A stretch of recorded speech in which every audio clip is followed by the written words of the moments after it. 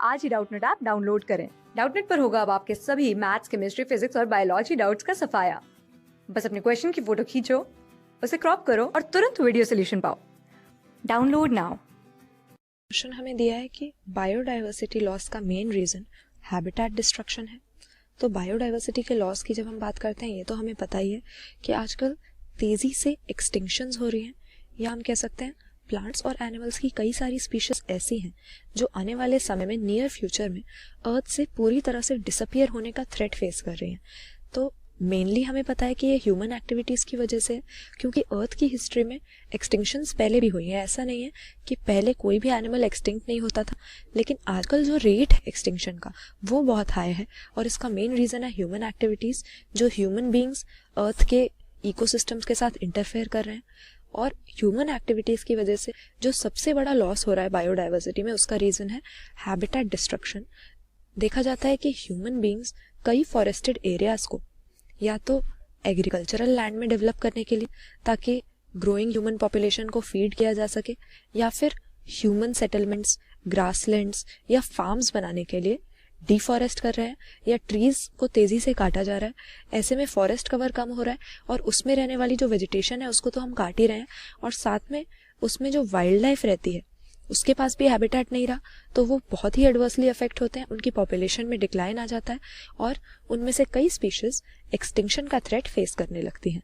तो सबसे main human activity क्या है जिसकी वजह से बायोडाइवर्सिटी का लॉस हो रहा है? हैबिटेट डिस्ट्रक्शन, जिसमें ह्यूमन बींग्स फॉरेस्टेड लैंड को या जो वाइल्ड लाइफ का नेचुरल हैबिटेट है उसको अपने यूजेस के लिए डिफॉरेस्टेशन कर रहे हैं।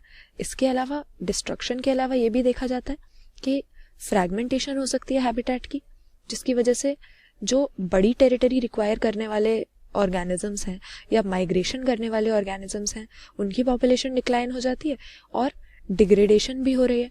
क्योंकि अगर हमने कट डाउन नहीं भी किया फॉरेस्ट को, लेकिन कई सारे कंटामिनेंट्स ह्यूमन एक्टिविटीज़ की वजह से नेचुरल इकोसिस्टम्स में एंटर कर रहे हैं, जो अनडिजायरेबल या टॉक्सिक सब्सटेंसेस हैं, और उनकी वजह से भी बायोडाइवर्सिटी में लॉस आ रहा है, क्योंकि कई फ्लोरा एंड फौना की पॉपुलेशन को वो एडवर्सली अफेक्ट कर सकते हैं। तो ये करेक्ट बात है, हैबिटेट का लॉस, इसकी फ्रैगमेंटेशन या इसकी डिग्रेडेशन बायोडाइवर्सिटी लॉस का मेन रीज़न है।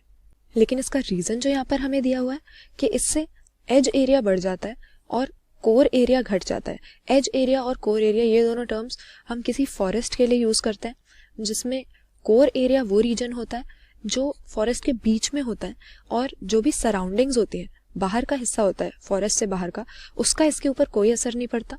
जबकि एज एरिया वो एरिया होता है जो सराउंडिंग्स के साथ कांटेक्ट में रहता है, बाहर की तरफ होता है, और इसका इकोसिस्टम सराउंडिंग से अफेक्टेड होता है। लेकिन यहाँ पर बायोडाइवर्सिटी लॉस की बात कर रहे थे, तो इस स्टेटमेंट से हमें कोई मतलब नहीं है, गलत स्टेटमेंट हो जाएगा ये। करेक्ट आंसर हम ऑप्शन सी मार्क कर देंगे कि असर्शन सही है और रीजन फॉल्स है यहाँ पर। क्लास 6 से 12 से लेके नीट, IIT, JEE मेंस और एडवांस के लेवल तक 10 मिलियन से ज्यादा स्टूडेंट्स का भरोसा। आज ही डाउनलोड करें डाउटनेट ऐप या व्हाट्सएप कीजिए अपने डाउट्स 8400 400 400 पर।